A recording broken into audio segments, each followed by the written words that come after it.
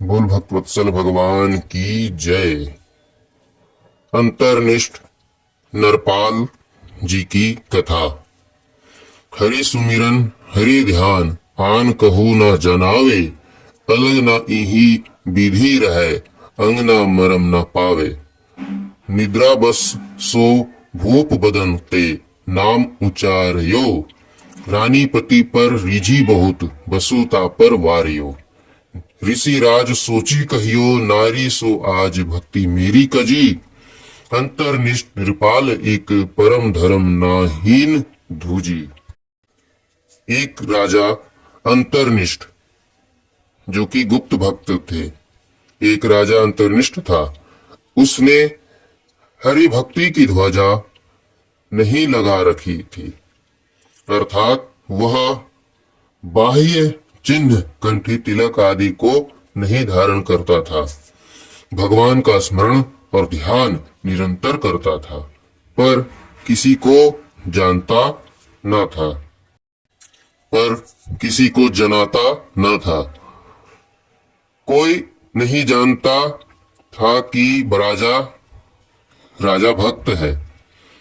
वह अपनी पत्नी, परिवार या कर्मचारियों से अलग नहीं रहता था, किंतु नाम जप, ध्यान आदि इस प्रकार करता था कि उसकी स्त्री भी नहीं जान पाती थी।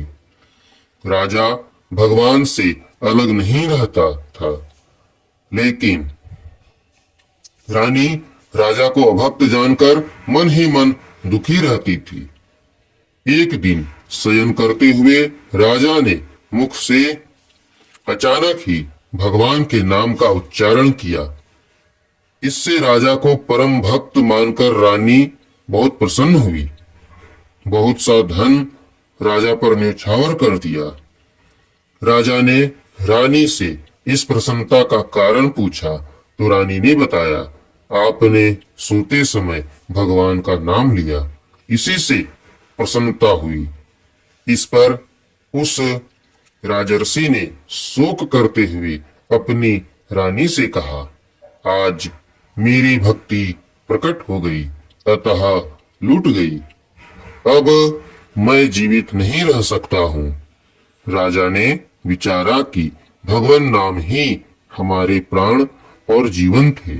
वे जब मुख से निकल गए, मेरी भक्ति प्रकट हो गई, तो अब रह ही क्या गया। यह सोचकर नाम के वियोग में उन्होंने प्राण त्याग दिए। पति रूपी भगवान के महाविरह में रानी ने भी प्राण त्याग दिए। बोल भक्तवत्सल भगवान की जय।